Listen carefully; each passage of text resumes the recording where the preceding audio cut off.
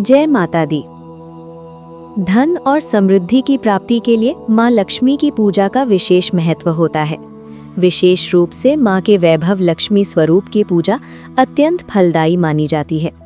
ये व्रत प्रायः शुक्रवार के दिन रखा जाता है और सुख, समृद्धि तथा सौभाग्य में वृद्धि करता है। किसी नगर में बहुत से लोग रहते थे। वहाँ ऊंचे ऊंचे सुंदर मकान थे। नगर के सभी लोग आपस में प्रेम से रहते थे, एक दूसरे का सम्मान करते थे और अतिथियों का सत्कार करते थे। लेकिन समय के साथ उस नगर का वातावरण बदलने लगा। लोग बेईमानी करने लगे, भक्ति भाव और अच्छे संस्कार कम होने लगे।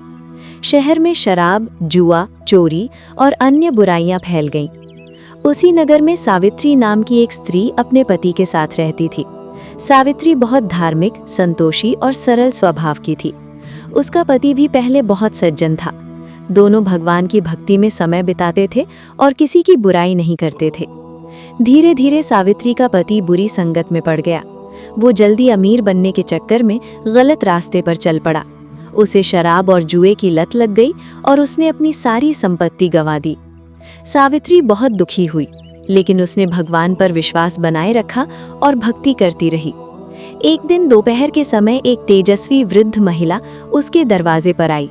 उसके चेहरे पर अद्भुत तेज था और आंखों में करुणा झलक रही थी।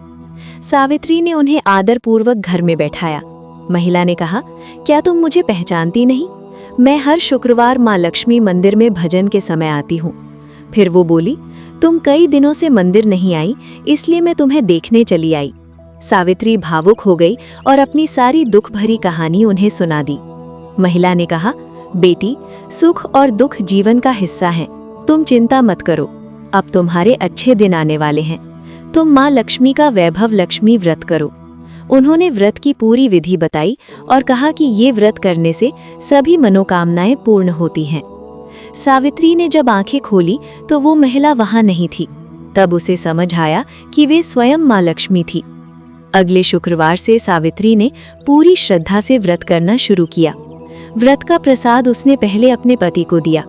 प्रसाद ग्रहण करते ही उसके पति के स्वभाव में परिवर्तन आने लगा। उसने बुरी आदतें छोड़ दी और मेहनत से काम करने लगा। सावित्री ने लगातार 21 शुक्रवार तक व्रत किया और फिर विधि अनुसार उद्यापन किया। व्रत के प्रभाव से उसका घर फिर से खुशियों से भर गया। उसका पति सुधर गया, व्यापार बढ़ा और घर में सुख शांति आ गई। ये देखकर आसपास की अन्य महिलाओं ने भी ये व्रत किया और उन्हें भी लाभ प्राप्त हुआ। व्रत का महत्व और विधि। ये व्रत 11 या 21 शुक्रवार तक किया जाता है।